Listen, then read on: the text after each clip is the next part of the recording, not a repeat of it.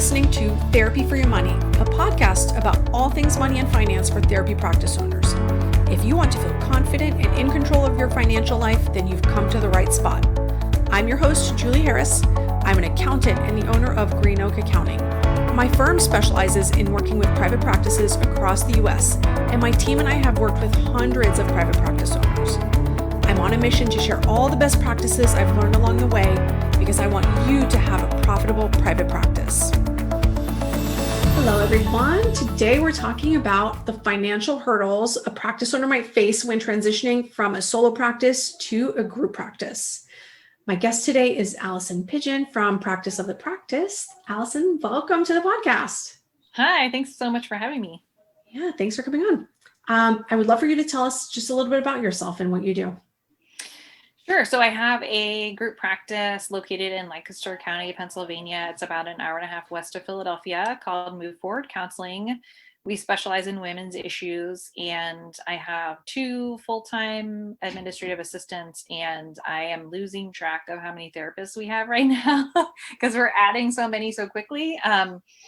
I think I'm up to 18 or 19. Oh, wow. And yeah, we're planning to add a few more actually over the next few months. So we're getting to be quite big. And we started back in 2015. So we just passed our 5-year mark. And for the past several years, I've been working as a business consultant for Practice of the Practice, which is really fun. So I get to help other practice owners take their solo practice and grow it into a group, or we also work with established group practice owners who want help continuing to scale up their business.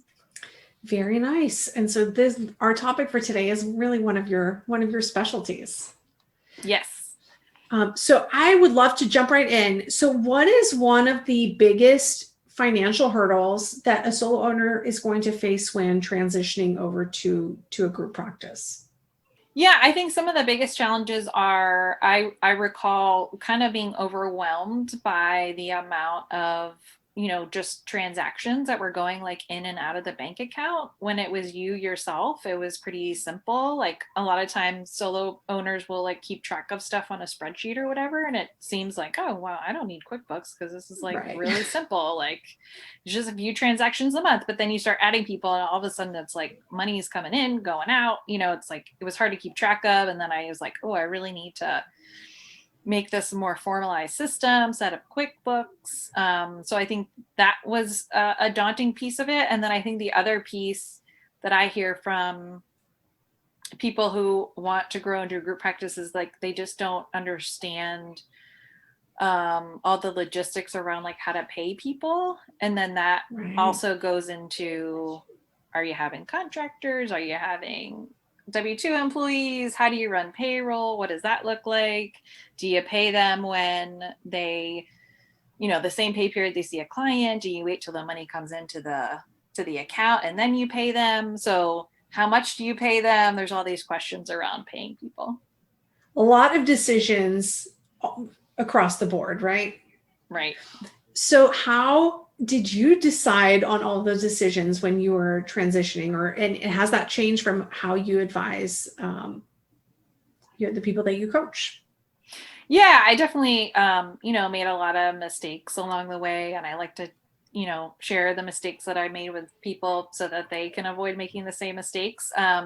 I definitely didn't really have a very formalized accounting system in the beginning. And it was trying, once I did set something up, I was sort of trying to do it myself and then, realize that like I am not a financial professional. And so I really needed to have somebody like looking at this for me.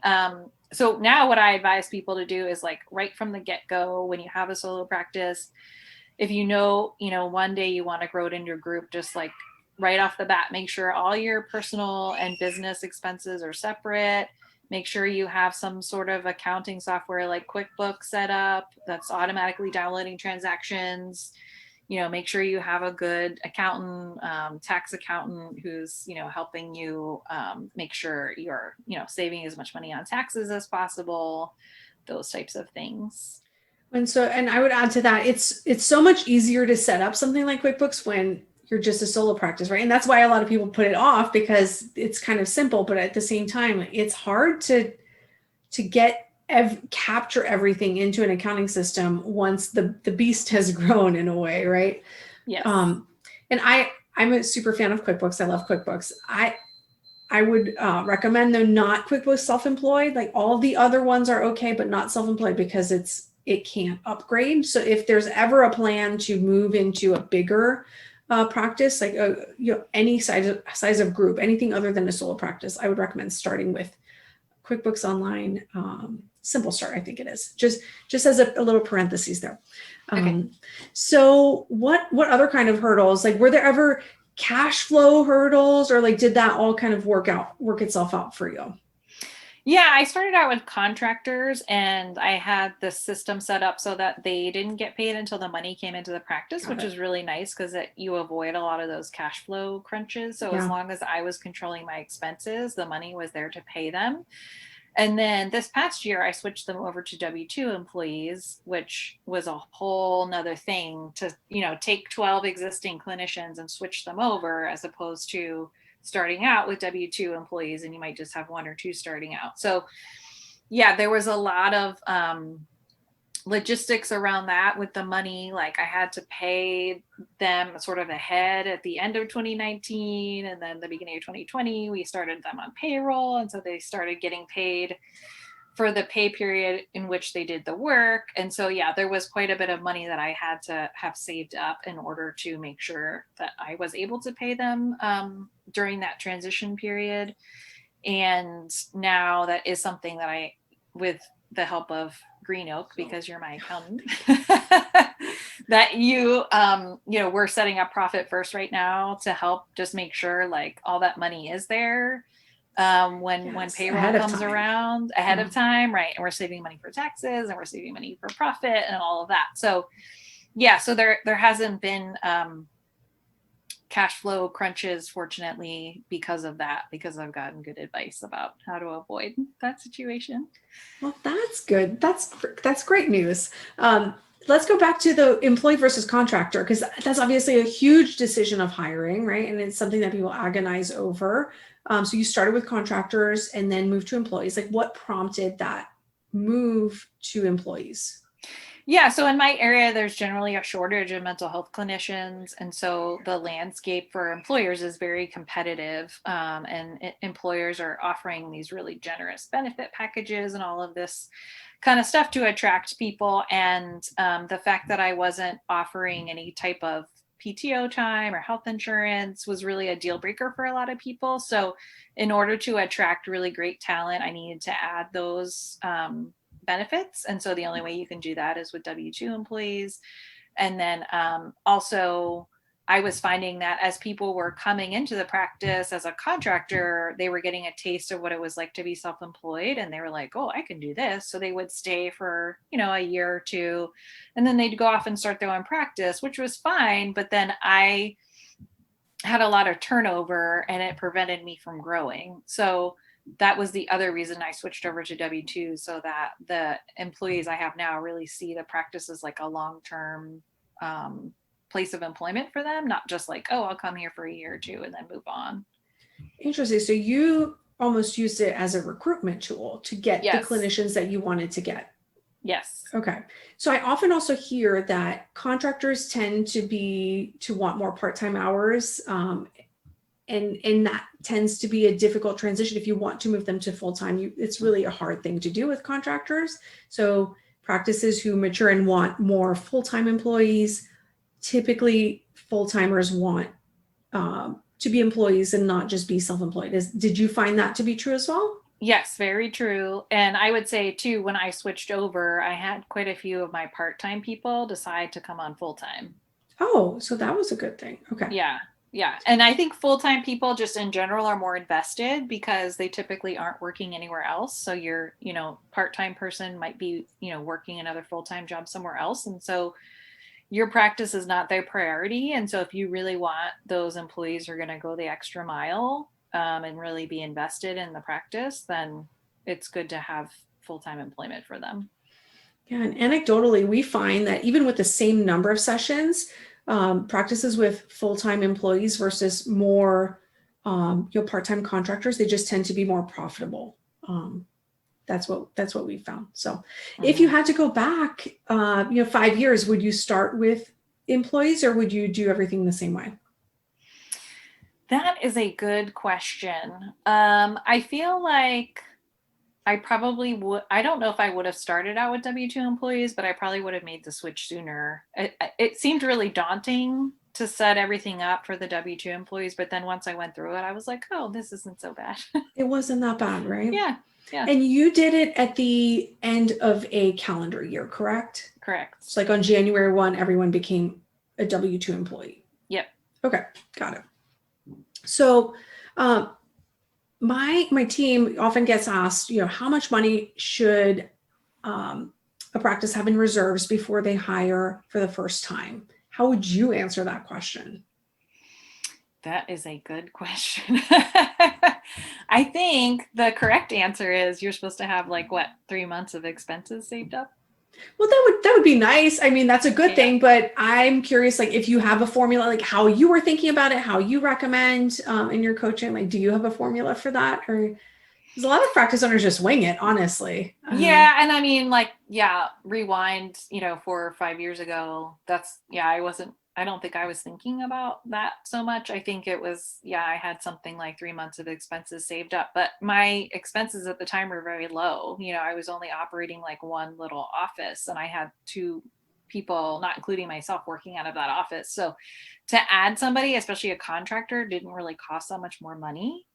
So I don't think I was so concerned about that, especially because I wasn't paying them till the money came into the practice. So got it. So because you didn't need more space and you were paying them when you got paid, it really didn't add. So as the cash grew, that worked out. Okay. Yeah, right. I like 3 to 6 months, but it doesn't always have to be that.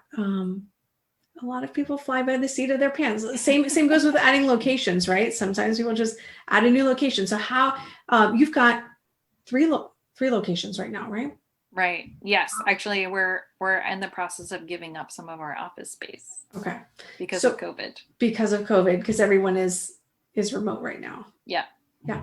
So how have you thought in the past of expansion and thought through when it was time for your practice?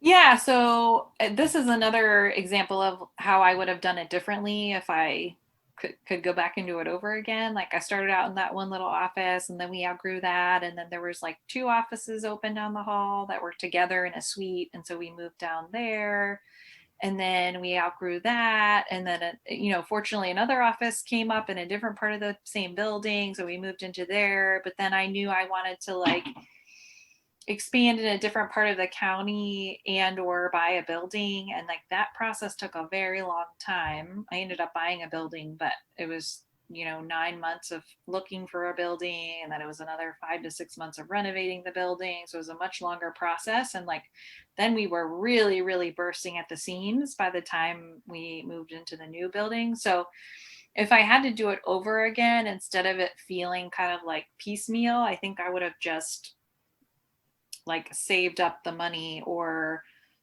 borrowed, maybe a line of credit from the bank or something in order to go and just get a 4 office suite or a 6 office suite and just have been done with it. Because it was we were trying to piecemeal together the office spaces. And then, there was no more office spaces in the building we were. So we went 10 minutes down the road to another place and rented an office there in anticipation of the building was going to open in, okay, 6 months or whatever. So it was just a lot of moving parts and it felt a little disjointed. And if I had to do it over again, I think I would have just had it be one seamless transition into a bigger space. Got it. Versus several smaller incremental transitions. Right. Okay. And that can get expensive moving too, right? But did that affect your clinicians, or did it affect the clients, just moving 10 minutes down the road? Yeah, it caused some confusion because the locations were so close to each other. So sometimes people would go to the wrong location. Oops. And then the one, we only ever had one office in that other location. And then the person who worked out of there felt isolated from the rest of the clinicians because they were by themselves. Yeah. And it caused some issues.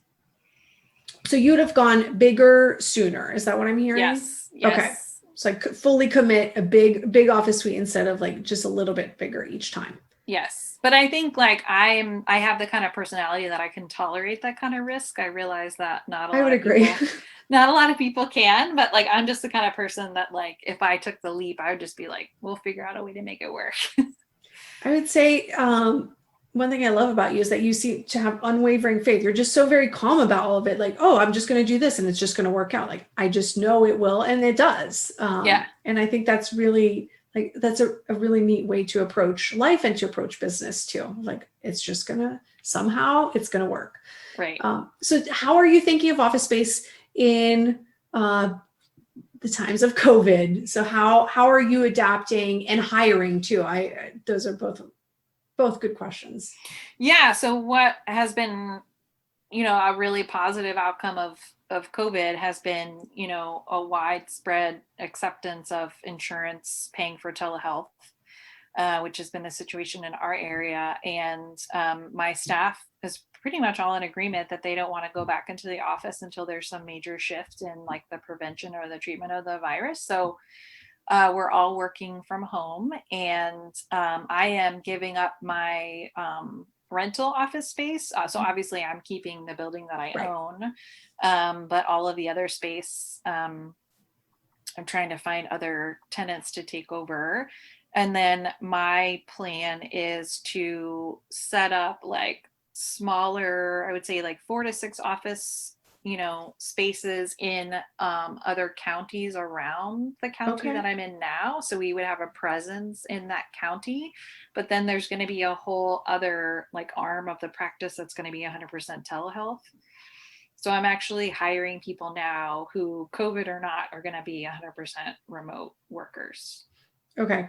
And it sounds like as you're hiring now, you're not really think of which office is this person going to work out of. It's just kind of come on board. Like if they're the right fit for your team, they're coming on board and you'll figure out the rest later, right? Yeah, I figure once we can actually go back to the office, there's going to be, if I need more office space, there's probably going to be lots to choose from. Agree. And actually the several of the clinicians in the office space that I'm giving up actually work in and live in a different, not work, but live in a different county. So I think they would actually appreciate me opening an office closer to their house, because then they won't have to commute as far. Got it. So you'll use that as an opportunity to expand into a new county and probably take advantage of some discounted real estate. Yes. Sometime in 2021. Yes. Got it. Yep. And so in the past, like when have you decided, it's time for another clinician? How do you look at that piece?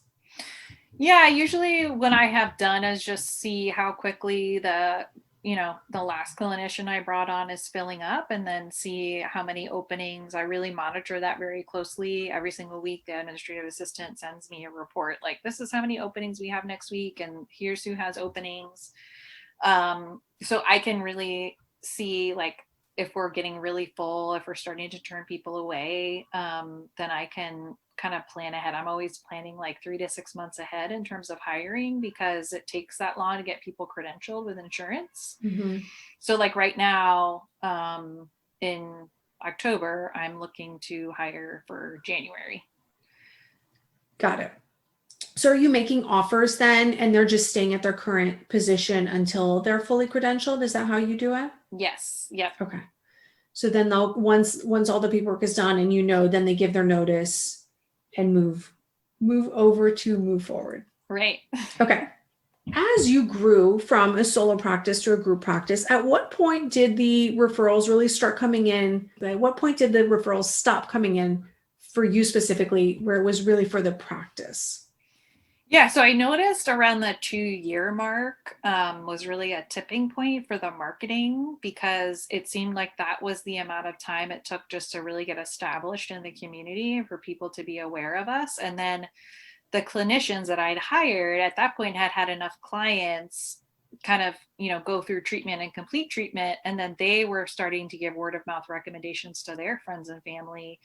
And so that's when we started to see people calling in asking for the other clinicians instead of myself. Because up until then, as the owner, you're always the face of the practice. They call asking for you. You're the one doing all the marketing. So of course they're going to say, well, I want to see Alison. And it can be a definitely a growing pain type situation when you have to kind of sell them on seeing the other clinicians in the practice. And it was like at that 2-year mark, it was like all of a sudden the practice itself took on a life of its own outside of me. Okay. And at that point, did you have an admin, or were you still answering the phone? Like, did you have someone to sell the other clinicians in the practice? Yeah, I had an admin at that point, and that was actually a really great way to help that whole situation, because when I was answering the phone and they were asking for me, then I would feel all bad when I was like, no, sorry, I'm not taking clients, or I'm full, or hey, go see this person or whatever. So having somebody else answer the phone took a lot of that emotion out of it. And she was just like very cut and dried, like, nope, Allison's not taking any new clients, but we have this other person who's great, who Alison has hired, you know what I mean? And so it was much easier to sell the other therapist with the assistant. So did you have some guilt around not taking someone if they asked specifically for you? So were you packing your schedule, or were you pretty good about not taking on more than? No, that was very difficult for me for a long time, especially if like an old client came back. Like I would always take them back. And then I decided last year to retire from doing therapy when I had my 3rd child. So I had, a lot of clients because of COVID call in and ask to come back who maybe I hadn't seen in a couple of years. And my assistant had to say, nope, sorry, Alison doesn't see clients anymore. So they understood and they took it well, but it's still hard. It's still hard, right? But I'll bet you were glad not to be answering the phone though, because that would have been even harder during COVID. Yes. So speaking of that though, you're kind of living the dream. Then you, after baby number 3, you stop seeing clients, and not that that's a dream. A lot of practice owners enjoy the clinical side, but I hear a lot from our clients with growing practices that they would like to reduce their caseload, certainly, and for some even stop, like where they just feel like they need a break from the clinical side of therapy, and they want to be able to spend more time on growing the business. So how did you make that transition? Yeah, that was another thing that was really hard to figure out. And I feel like there was like a tipping point around maybe between like 6 to 8 clinicians when it became clear that if I really wanted to grow, I needed to free up my time to grow the business, and I couldn't be bogged down with seeing so many clients. And then I think I also around that number started to see like, oh, I could actually be drawing a salary from, at least partially, from what the other clinicians were bringing in. And because so much in those early stages of group practice, so much of your own salary just comes from you seeing the clients. And it's hard to sort of see like how to make that transition to like where I am now, where I see no clients and I still draw salary from the practice. And it's so hard to make that leap. And I think I remember having a conversation with a business coach of mine at the time when she just was like very cut and dried, like, you're holding the business back because you're seeing too many clients. Yeah. And I was Those like, are tough words to hear, but it's true, right? She was right. And I was like, okay, I just have to stop seeing clients. So I just stopped taking new clients, and it just sort of slowly, like your caseload dwindles. And then I, before I went on maternity leave, I had like a handful of clients left. And then when I went on maternity leave, I transitioned them out to other people. And that maternity leave is a good end date, right? Like you have something very, very clear where you need to get it done by that date. Right. And that doesn't work out with everyone. So what's interesting is I sometimes see smaller group practice owners, like with two, maybe 3 clinicians, say like, okay, I want to stop seeing clients. I just want to manage the business. But the business can't always support it at that point, right? So what I've noticed as one of the tipping points is you're getting to a point where the owner is doing less than a third of the sessions, right? Like, and kind of getting over that hump, because sometimes early on the owner is still seeing half of the clients. That's not unusual, where there might be 2 part-time clinicians or contractors where they're seeing half of the clients and then the owner's seeing the other half. Like what was the point, the hump to get over for you as far as being able to really start pulling back with the number of clients you were seeing? I think it was realizing that there, again, you're like in that catch-22 of like, you have to see less clients in order to have the time to grow the practice, but yet you don't want to give up seeing those clients because you don't see where the money is going to come from to keep pulling the same salary that you always did. So I think it was like simultaneously like, okay, I'm going to stop taking new people. It wasn't like an overnight process, right? Like what I was telling you about from the time I stopped taking new clients at the time I went on maternity leave was probably like a year and a half to 2 years. Okay. So it was a very long incremental. Time. Yeah. It made me feel better to see like, okay, I'm going to stop taking these clients, but now I have time to build up the business. And as my caseload is dwindling down naturally, I'm hiring more people, I'm doing more marketing. Then I start to see, oh, wow, there's enough revenue coming in. And now some of my salary comes from what the therapists are bringing in. And so, yeah, so it wasn't like, one day I stopped seeing clients and the next day it was like, oh, now I make $90,000 a year just from running the business. Just from running it. Over a very long period of time, it worked out that way. Okay. So as clients were leaving, you weren't replacing those hours. You were replacing those hours with marketing and other business tasks. Okay. So what would you say is your day-to-day like in the practice now? Yeah, it's interesting because, when I switched over to W-2 employees, it seemed to make a big difference with the amount of really qualified applicants that I was getting. So like we started out this year with 12 and we'll probably end this year with like 20 or 22.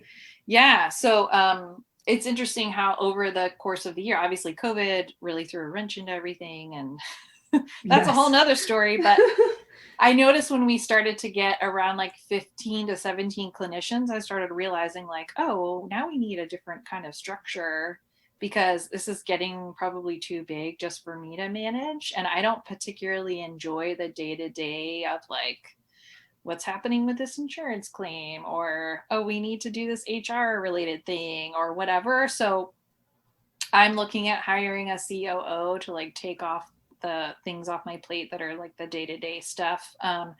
So really what I have been doing is mostly HR functions with the help of an HR company. I still hire everybody in the practice.